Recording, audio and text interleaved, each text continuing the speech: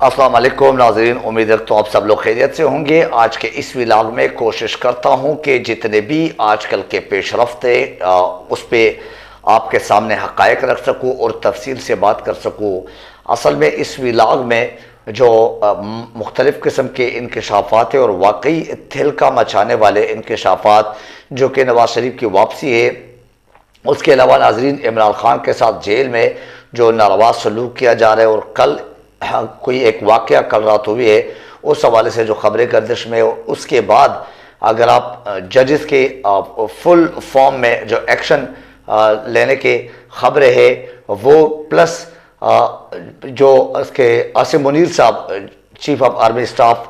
Of Pakistan, उसके हवाले से कि वो क्या इरादे रखते हैं। फिर निगरान वज़ीर आज़म साहब जो अपनी बूंगियाँ मारते हैं इन्हें शहबाज शरीफ की अगर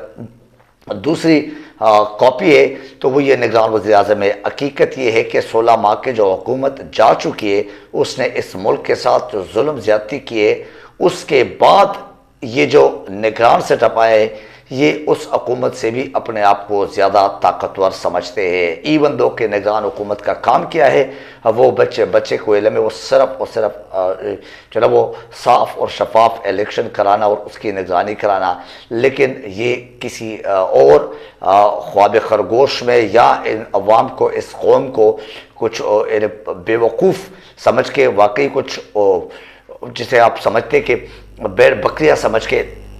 जो ना वो ये कोई लॉन्ग टर्म के चक्कर में आए हुए हैं। और ये असल में आसिम मुनीर साहब के बड़े अदब के साथ ये उन्हीं के बताए हुए या बनाए हुए मंसूबे पर अमल पैरा है। असल बात नाज़रीन आपको अगर बताऊं, अवाम का कोई फ़िक्र नहीं, अवाम के लिए कोई इस वक्त काम नहीं कर रहे, अवाम के मसाइल का कोई ज़िक्र नहीं दूर दूर तक। आप निगरान हुकूमत ले लें या 16 माह के पहले जो हुकूमत है, अभी अगर देख ले सिर्फ और सिर्फ नवाज शरीफ को एक लेवल प्लेइंग फील्ड के चक्कर में जो इदारे जो हमारे पाकिस्तान के वाकई मुस्तनद इदारे जो हमारे पाकिस्तान के अवाम के दिलों में इज़्ज़त बना चुके थे आज तक 75 सालों में, वो उन इदारों की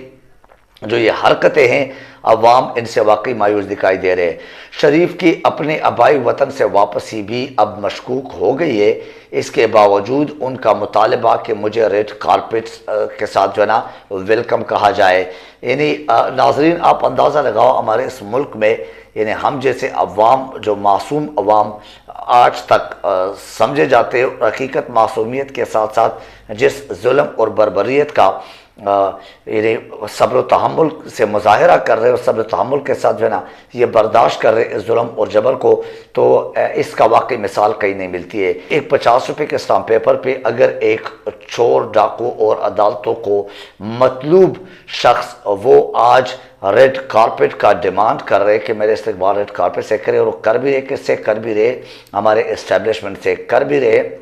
हमारे इस वक्त जो जैसे आप कह सकते हैं आइन और कानून के डिसिप्लिन के वाकई एक मिसाली इदारे उनके चीफ से, तो बहरहाल उनका इस्तकबाल नेल्सन मंडेला जैसे या एक बहुत बड़ा फातिह किस्म का एक हीरो समझ के, जो कि यहाँ से गीदड़ की तरह भाग के बाहर मुल्क में यानी मीन्स बरतानिया में अपने एवल फील्ड में मज़े करके अयाशी करके और वहाँ पे पाकिस्तान के फैसले करते रहें, और उन फैसलों पर जो हुकूमत यानी इमरान खान की हुकूमत उनको गिराया गया, उनके साजिशों में और बहुत सारे और कामों में मुलविस पाए गए हैं, और उसमें डायरेक्टली और इनडायरेक्टली कहीं ना कहीं इनका हाथ है। वो आज कह रहा है आसिम मुनीर साहब से कि मुझे रेड कारपेट वाला इस्तकबाल दिया जाए और मुझे वाकई वार्म वेलकम कहा जाए। और अब नाम ले रहे पाकिस्तान का, नाम ले रहे 25 करोड़ अवाम के, कि 25 करोड़ अवाम जो है ना इस तरह के ये रेड कारपेट का वो दे दे। 25 करोड़ अवाम आपका नाम लेना पसंद नहीं करते। 25 करोड़ अवाम को आपके तमाम करतूतों का पता चल गया। 25 करोड़ अवाम को आपने इस 16 माह में जो आप ही की इंस्ट्रक्शन पे चलने वाली हुकूमत थी, जो जरदारी फजल-उर-रहमान के साथ आप जो है ना वाकई उनको इस्तेमाल करके और बाकी जो 14-13 पार्टियों के जो बेवकूफ़ लीडर्स है उनको बेवकूफ़ लोग हैं उनको इस्तेमाल करके टिशू पेपर की तरह, और आज जो है ना आप लोग आमने सामने दुश्मनों की तरह। तो इन अवाम को आप लोगों के करतूत बिल्कुल ही जो है ना वो याद ही नहीं है, न ये समझ आए हैं। बहरहाल ये हेरा फेरी का जो सिस्टम है ये पाकिस्तान का कि वाकई आज़ादी के साथ शायद इसको तोहफे में दिया गया था कि पाकिस्तान में यही हेरा फेरी होनी है, यही दो नंबरी होनी है, और इन ही लोगों के हाथों में हमने यरगमाल होना है। उन्होंने मुल्क का जो हाल किया इस नवाज शरीफ ने, वो अवाम अभी दो वक्त के खाने के लिए तरस रहे हैं। यानी हमारे 9 करोड़ से ज़्यादा लोग जो है ना वो अभी गुर्बत के रेखा से नीचे हैं। इन्हें सरमाएदारों को या सरमायाकारों को या जितने भी बड़े बड़े लोग हैं या बड़े बड़े सियासी लोग हैं उनको उनके ऊपर किसी किस्म का कोई टैक्स नहीं, जिसका IMF जो है ना अपने एक वीडियो पैगाम वो जारी कर चुका है कि गरीबों को रिलीफ देना चाहिए था। हमने मुआहिदा इस सेंस पे किया था, हमने जो फंड दिया था यानी मीन्स जो इमदाद दिया था वो इस चक्कर में दिया था, लेकिन उसके बरक्स काम हुआ है। मालदारों को रिलीफ दिया गया, सरमाएदारों को रिलीफ दिया गया, जो वाकई मुस्तहिक थे, जो उन जिनके ऊपर टैक्स नाफिज होना चाहिए था या टैक्स जो है ना वो लगाना चाहिए था, और उनको जो है ना रिलीफ दिया गया, और गरीबों के ऊपर तमाम जो है ना बोझ डाला गया। आप पेट्रोल का कीमत ले लें, बाकी मामला ले लें, तो वाकई इमरान खान जैसे लीडर को हम आज भी इन्हें मिस करते हैं। अवाम का कहना ये पर अपना बयानिया बनाने की कोशिश कर रहे हैं। बयानिया क्या बनाया जा रहा है, हर जना वो जगह इनको मुख्तलिफ मायूसियों की, मुख्तलिफ किस्म के जो ना वो गालम गलोच और मुख्तलिफ किस्म के जो इनसे नफ़रत के वो बयानात है वो भी दिखाए जा रहे हैं सोशल मीडिया पे। लेकिन उसके बावजूद भी नवाज शरीफ या PMLN समझते कि शायद आने वाली हुकूमत हमारी होगी। एनीवे ये लोग समझ रहे कि चूँकि मुल्क के बड़े बड़े ओहदों पर हमारे लोग बैठे हुए हैं, इलेक्शन कमिश्नर से लेकर फिर आप अदालतों में इनकी गलतफहमी है कि काजी फाइज़ साहब के साथ जो है ना वो हमारे अदालती मामलात भी हल हो गए, और इंशाल्लाह हम चोर डाकू डिक्लेयर होने के बावजूद भी इस मुल्क के बादशाह बनेंगे। तो और साथ ही इस्टेब्लिशमेंट में भी हमारे लोग बैठे हुए, इनका ख्याल है नवाज शरीफ का, शहबाज शरीफ का। तो ये अभी इस ख्वाब खरगोश में सोए हुए यहाँ पाकिस्तान आने का एक प्लान है, लेकिन ऊपर से जनरल बाजवा साहब और जनरल फैज़ हमीद साहब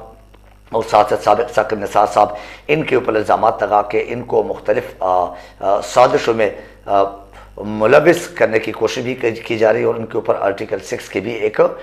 जिसे आप कह सकते हैं कि अपने एक ख्वाहिश का इजहार कर चुका है नवाज शरीफ साहब, जो कि खुद नाअहल, खुद अदालतों को मतलूब, खुद एक जो है ना वो एक इश्तिहारी, लेकिन वो इन अवाम के लिए बड़ा खैर ख्वाह है, और अवाम का इस्तेमाल करके दोबारा अवाम के कंधों पर बंदूक रख के पाकिस्तान आने की जो ख़बरें हैं, जो मामलात है, उसके लिए सारा जो है दिन मीडिया और जो मुख्तलिफ इदारों के लोग हैं, मुख्तलिफ जो पाकिस्तान के मामलात है वो सीधा करने की एक मज़मूम कोशिश मैं कह सकता हूँ, एक गलत किस्म की जो रविश है, रिवायत है, वो कायम करने की कोशिश मैं कह सकता हूँ, उसमें लगे हुए। एनीवे बादशाह सलामत आ रहे हैं और उनको किसी किस्म का रुकावट नहीं होना चाहिए। आज़ादी यानी पाकिस्तान को आज़ादी दिलाने वाले एक बादशाह है नवाज शरीफ, और फातिह के तौर पर पाकिस्तान की सरजमीन पर कदम रख रहे, तो लिहाजा उनके वाकई रेड कारपेट से इस्तकबाल होना चाहिए। उसके बाद अगर देख ले तो आसिम मुनीर साहब के हवाले से मुख्तलिफ किस्म के ख़बरें गर्दिश में है कि उनका जो एक प्लान है, जो एक मनसूबा है, जो एक इधर उधर से ख़बरें मिल रही है, ख़ासकर आर्मी के जो ना जनरल है, जो मेजर जनरल लेफ्टिनेंट जनरल है, उनकी तरफ से कुछ ऐसी खबरें आ रही है कि भूल जाए कि इमरान खान वापस आ सकते हैं, PTI वापस आ सकती है, या जो ना इलेक्शन भी हो सकता है। इवन दो कि हमारे निगरान वज़ीर आज़म काकर साहब जो है ना वो हकीकत में एक यूँ समझ लें कि फ़ौजी एक फ्रंट पे अवाम के सामने एक फ़ौजी डिक्टेटर का सिविलियन अंदाज में मुजाहरा कर रहे हैं, और वो अपने बयान जो अभी रिसेंटली उसने एक बयान दिया जो कि मुतनाज़ा बयान है, जो कि वाकई गैर आइनी, गैर अखलाकी और गैर जमहूरी बयान है, कि वो इंटरनेशनल मीडिया को बता रहे कि हमारे जो PTI है, PTI के जो चेयरमैन है इमरान खान साहब, जो कि दुनिया का मकबूल तरीन लीडर है, जो कि पाकिस्तान की सबसे मकबूल तरीन और कबूल तरीन किस्म के अवाम को जो ना वो एक पार्टी है और सबसे ज़्यादा मैंडेट हासिल करने वाली पार्टी है, उनको दबाने की कोशिश और उनको कहा जाए कि अगर वो जेल में भी हो या उनके लोग गैर कानूनी हरकतों में, अब गैर कानूनी हरकतें किया है जो कि खुद से बनाए गए गैर कानूनी हरकतें, और ये एक बहाना बनाना था इमरान खान को अंदर करने के लिए या PTI को ग्राउंड से बाहर करने के लिए, उनके बगैर भी इलेक्शन हो सकता है। और निगरान वज़ीर आज़म साहब, आप पहले ये तो कन्फर्म करो इलेक्शन हो भी रहे कि नहीं। सवाल ही पैदा नहीं कि इलेक्शन हो जाए, 10 साल नहीं तो 12 साल नहीं तो 14 साल नहीं तो कम से कम 8 साल के लिए तो भूल ही जाएं कि आसिम मुनीर साहब जो है ना वो अपने जो मामलात है वो उससे कई साइड पे हो सकता है। मीन्स कि आसिम मुनीर साहब ने एक लंबा प्लान किया है और ना नवाज शरीफ को वो बैठा सकता है, ला सकता है वापस, और ना वो जरदारी को और ना वो इमरान खान को। बहरहाल इमरान खान को जेल में रखने से इमरान खान की मकबूलियत बढ़ती जा रही है। बंदियाल साहब और जस्टिस एजाज उल हसन साहब और जस्टिस आयशा मलिक साहब के घर की अपनी पर्सनल वीडियो ना वो सोशल मीडिया पे रिलीज़ किए जा चुके। उनको वाकई जो ना वो इन्हें उनकी घर की जो वीडियोज़ है वो एक काबिल मज़म्मत हरकत है, ये जिसने भी की है। और उस पर जो हमारे उसके सुप्रीम कोर्ट के चीफ जस्टिस साहब है अभी इस वक्त, उन्होंने जो है एक्शन लिया गया और उसने बड़ा इन्हें गुस्से का इजहार किया और उन्होंने ये इजहार किया कि ये कोई तरीका नहीं है कि आप इस किस्म की हरकतें करते, जो भी करते, जैसे भी करते, गैर कानूनी गैरानी, उसके खिलाफ एक्शन लिया जाएगा। तो इन जजों की तौहीन बिल्कुल ही अभी नहीं हो रही है। इन जजेस के हवाले से यानी तौहीन अदालत या तौहीन जजेस नहीं है, लेकिन एक अवामी जलसे में इमरान खान ने एक नाम लिया था तो वो भी सेशन जज की, तो उसका जो है बहुत बड़ा एक तौहीन अदालत और तौहीन जज जो है वो लगा हुआ था क्योंकि इस मुल्क में बदमाशी का राज है। बहरहाल एक अहम बात, एक अहम खबर कि इमरान खान के साथ कल रात जो है ना वो एक वाक़या पेश आया जो कि अभी जो प्रॉपर ज़राए उनसे तो कोई ऐसे